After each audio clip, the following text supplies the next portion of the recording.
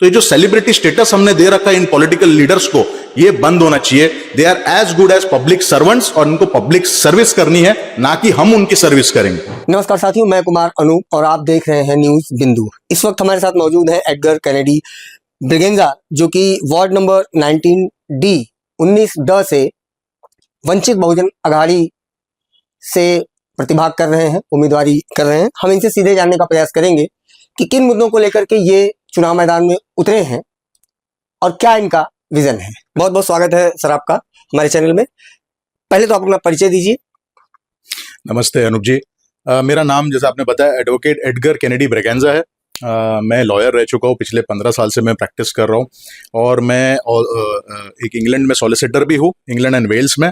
तो मैंने वहाँ की भी शिक्षा प्राप्त की है, वो करके अब मैं यहाँ आया हूँ। मेरे फादर खुद एडवोकेट जो एडगर ब्रिगेंजा है, वो खुद भी एक लॉयर है, क्रिमिनल साइड के प्रैक्टिस में हम लोग करते हैं। हमारा फर्म है जो ब्रिगेंजा लॉ फर्म है, वो पिछले 25 सालों से हम पब्लिक सर्विस में है, इन्वॉल्व है और इसी तरह हम जनता का काम करते रहते हैं। और यही मेरा परिचय है बेसिकली। आपने इंग्लैंड से पढ़ाई की है, तो इंडिया में ही राजनीति शुरू करने का कैसे सूझा? देखिए सर, देश अपना है, लोग अपने हैं। पढ़ाई तो करना था, मैं ऐसे सिद्धांत रखता था कि बाहर की पढ़ाई एजुकेशन लेके वहाँ पे जो अच्छी चीज़ होंगे उसको लेके यहाँ पे इंडिया में वैसी चीज़ें क्यों नहीं मिलती है। तो मेरा बेसिकली वही था मोटो एक कि इंडिया में भी हमें इंडिया में स्टार्ट करने के लिए मैंने अपने कॉरपोरेशन इलेक्शन से मनपा में खड़े रहने का फैसला किया कि जो फैसिलिटीज़ वहाँ जैसे मिलता है, जैसे कि वहाँ पे बेसिक प्रॉब्लम्स की सॉल्यूशंस है, जैसे कि सैनिटेशन, मेडिकेशन, एजुकेशन, ये 3 चीज़ के वहाँ पे मुद्दे ही नहीं है। लेकिन हमारे देश में 70 साल आज़ादी होने के बाद, 75 to 80 ईयर्स आज़ादी होने के बावजूद भी आज भी वो सारी फैसिलिटीज़ मीरा भाईंदर जैसे शहर में भी नहीं है।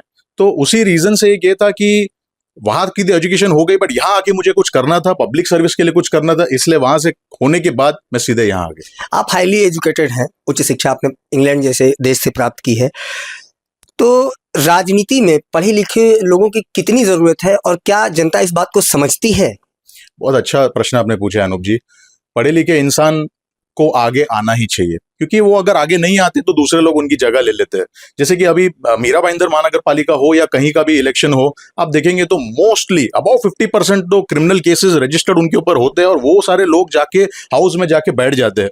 अब सीरियस केसेस हो गए जैसे खंडनी के, एक्सटॉर्शन के, रेप चार्जेस, मर्डर चार्जेस, 307, कई कई गुना उनके ऊपर रजिस्टर्ड है। और ऐसे लोग अगर पब्लिक के रिप्रेजेंटेटिव बनकर जाएंगे तो उससे मीरा भाईंदर का सोसाइटी का कोई कल्याण नहीं होने वाला है। इसीलिए मेरा अनुरोध है आपके माध्यम से कि नौजवान लोग, विजनरी लोग, एजुकेटेड लोग, जिनको पता है कि हाउस में क्या बोलना है, अगर कोई चीज गलत हो रही है तो वो उनका विरोध करे, उस चीज को समझे और पब्लिक के सामने लाए। तो वैसे लोग जब तक नहीं आएंगे आगे, हमारे जैसे या और भी जितने लोग हैं, मीरा भाईंदर में 83% लिटरेसी रेट है, जो पढ़े लिखे लोग हैं वो आगे नहीं आएंगे तो हमको ये जो क्रिमिनल्स है यही लोग हमारे ऊपर राज करेंगे और फिर कुछ होने वाला नहीं है। भला लोगों का भला सिर्फ होगा तो उनका होगा, पर्सनल ग्रोथ होगा उनका। आपके पिताजी का इतना बड़ा नाम है और भी कई बड़ी पार्टियां हैं जिनमें आसानी से आप जो है मैदान में उतर करके शायद जीत भी दर्ज कर सकते थे, तो वंचित बहुजन अघाड़ी ही क्यों? देखिए, बहुत अच्छा प्रश्न again. The reason being, simple reason है कि ये जो पार्टी है इसका जो सिद्धांत है वो डॉक्टर बाबा साहेब अम्बेडकर के सिद्धांतों पे चलता है। डॉक्टर बाबा साहेब अम्बेडकर खुद एक बैरिस्टर रह चुके हैं, उन्होंने हमारे देश का संविधान लिखा हुआ है। मैं खुद एज ए सॉलिसिटर इंग्लैंड से पढ़ के आता हूँ, उसी लॉ सोसाइटी से जहाँ से बाबा साहेब अम्बेडकर ने पढ़ाई की है। तो वो सारे सिद्धांत लेकर जो यहाँ पे आए हैं, उनके जो ग्रैंडसन है प्रकाश राव अम्बेडकर जी, वो भी खुद एक एडवोकेट है। तो ये आज के जमाने में कैसा हो रहा है अनूप जी कि बहुत सारा डिवाइसिव पॉलिटिक्स हो रहा है, जात पे, धर्म पे, इस पे उस पे। तो आई डोंट थिंक कि अगर हम उसमें रह जाएंगे तो फिर डेवलपमेंट आगे होगा। तो इसीलिए वंचित आघाड़ी पार्टी को हमने इसलिए चुना है क्योंकि ये सबको लेकर चलती है, चाहे वो माइनॉरिटी हो, वंचित हो, ओबीसी हो, एससी हो, एसटी हो, मुस्लिम्स हो, क्रिश्चियंस हो, सारों को लेकर चलते हैं। और इनका जो सिद्धांत है वो कॉन्स्टिट्यूशन से आता है। तो कॉन्स्टिट्यूशन जब तक रहेगा तब तक माइनॉरिटी इंडिया में सेफ रहेगी, तो इसीलिए ये पार्टी। अभी आमतौर पे ये देखा जाता है इंडिया में, भारत में चुनाव के कुछ दिन पहले जब नज़दीक रहता है चुनाव तो कई जगह नोट बंटने शुरू हो जाते हैं, बिरयानी बंटती है, तमाम तरह के प्रलोभन दे करके वो जो है चुनाव को प्रभावित करने का प्रयास किया जाता है। ऐसे में आप क्या करेंगे इस तरह की राजनीति के बीच में आप कैसे फाइट करेंगे और कैसे अपने आप को स्थापित कर पाएंगे? देखिए, मेरा सिंपल मोटो है कि मैं आज भी यूनिफॉर्म में हूँ। मैं अभी जैसे आपके इंटरव्यू देने से पहले मैं कोर्ट से ही वापस आया हूँ। मैं अपना कार्य पूरा करके बॉम्बे हाई कोर्ट से यहाँ आया हूँ सीधे इंटरव्यू में।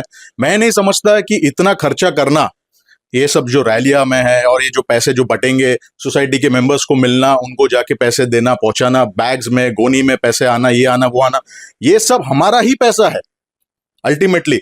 पर ये जो है ये अच्छे कार्यों में यूज नहीं हुआ है। अनफॉर्चुनेटली ये ऐसे कार्यों में यूज होता है जहां पे 5 साल ये लोग फिर चुनकर आ जाएंगे इन पैसे बांटने की वजह से, और उसके बाद में हमें उनके पीछे 5 साल भागना पड़ेगा। तो मेरा आपके थ्रू से यही कहना है, संदेश यही है कि 500 रुपया 5,000 रुपए के लिए मत अपना वोट को सैक्रिफाइस कीजिएगा, क्योंकि ये जो 5 सेकंड का आप जो बटन दबाएंगे, जो समय लगेगा, उसमें 5 साल का हमारा फ्यूचर डिपेंड करता है। इसीलिए मेरा आपके माध्यम से यही कहना है कि प्लीज ऐसे इलीगल एक्टिविटी से दूर रहिए, क्योंकि इससे हमारा भला नहीं होना है। तो मेरा ये कहना है, मैंने कहीं भी ऐसे जाकर मैं पर्सनली सिर्फ डोर टू डोर जाकर मैं प्रचार कर रहा हूँ। ये रैलियां निकालना, पीछे इतने इतने लोग रखना, गाड़ियां निकालो, ये निकालो, वो करो, सो इनको मिलो उनको मिलो, मैंने वो सब कुछ भी नहीं किया है। मेरा सिर्फ एक A5 साइज का एक पैम्पलेट है, उसी पैम्पलेट को मैं जाके डोर टू डोर जाके दे रहा हूँ, मिल रहा हूँ, और सबको जाके मैं बता रहा हूँ कि भाई मैं भी इलेक्शन में खड़ा हूँ, पढ़े लिखे लोगों को एक मौका दो। अगर आप चुन के आते हैं तो अपने प्रभाग की जनता को सबसे पहले 3 काम ऐसे क्या करेंगे जिससे उनको सीधे लाभ पहुंचे? देखिए, सबसे पहले तो बेसिक जो शुरू करूंगा वो तो रोड का है। रोड का मसला पिछले 15 सालों से, कई सालों से कितने सारी पार्टियां आई है जिन्होंने वादा किया है, उस पे खरे उतरे नहीं है। आज भी रोड की समस्या उतनी ही खराब है। जितने भी हमारे प्लेग्राउंड्स थे वो सारे के सारे उसके ऊपर कंस्ट्रक्शन होकर बिल्डिंग बन गए। ये जो नौजवान, हमारी जो यूथ है, वो यूथ जो है वो खराब हो रही है इस चीज में। आप अगर देखेंगे एज एन एडवोकेट, मुझे पता है कि मीरा भाईंदर से इतने सारे ड्रग्स के केसेस आ रहे हैं, सारे के सारे नौजवान। ये इसलिए हो रहा है क्योंकि उनके पास अपनी एनर्जी, ऊर्जा निकालने के लिए कोई जगह नहीं है, फिर वो जाते हैं ड्रग्स जैसे इसमें। तो ये मेरा दूसरा मुद्दा रहेगा कि ग्राउंड जो है उनको सेफगार्ड करना है। तीसरा जो बड़ा मुद्दा है वो है वुमेन सेफ्टी को लेके। वुमेन सेफ्टी जो है हमारे शहर में काफी इश्यूज है इस पे इस मसले में, और यहाँ पे कोई ध्यान नहीं दे रहा है, क्योंकि जितने भी अगर प्रोटेक्शन पुलिस की लगती है वो VIP सर्विसेज में लग जाती है, इसमें लग जाती है, उसमें लग जाती है। तो ये 3 मुद्दे हैं जिनके लिए मुझे फॉरवर्ड आके बात करना है। सीधा है, आज सुबह ही रोड के लिए वापस अगर आऊंगा तो आज सुबह ही इतना बड़ा मेजर एक्सीडेंट हुआ है घोड़बंदर रोड पे, अगर आपको पता होगा तो इतने सारे इंजरी हो गए। पर आज ही के दिन पे CM आ रहे हैं, महाराष्ट्र के CM आ रहे हैं, वो आ रहे हैं बाय हेलीकॉप्टर से वो आएंगे, वो अपना कॉन्वॉय लेके आ जाएंगे। तो मेरा ये कहना है कि बेसिक जो जिसके लिए आपको जनता ने चुना है, आप उसको करिए। मेरा बस वही कहना है। अगर आप चुनाव में नहीं चुनकर आते हैं उसके बाद भी क्या इसी तरह से एक्टिव रहेंगे? चुनाव जीतना मेरा मकसद नहीं है। मेरा मकसद है एक इम्पैक्ट लाना, एक लोगों को एक मैसेज देना कि yes, it's a time for change. क्योंकि आपने इन सबको मौका दिया है, ऐसा नहीं एक बार 2 बार, कई बार मौका दिया हुआ है, फिर भी इन्होंने वो जो मुद्दे जो डे 1 से मांग रहे थे, अभी तक उन्होंने वो पूरा नहीं किया है।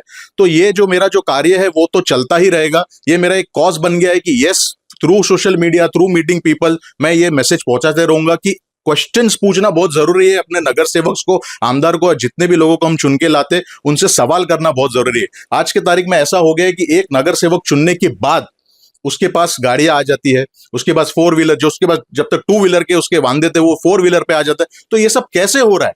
क्यों सड़क के डेवलपमेंट हम नहीं देख पा रहे? क्यों ऐसे नगर सेवक हम देख रहे, फिर उनकी जो है गाड़ियां निकलते रहती है तो वो अपना एक दबदबा दिखाते। ये नगर सेवक है, हम सेवक बोलते, उनको हमारा सेवा करना है, नगर प्रधान नहीं चुन रहे। तो ये जो सेलिब्रिटी स्टेटस हमने दे रखा है इन पॉलिटिकल लीडर्स को, ये बंद होना चाहिए। They are as good as public servants, और इनको पब्लिक सर्विस करनी है, ना कि हम उनकी सर्विस करेंगे।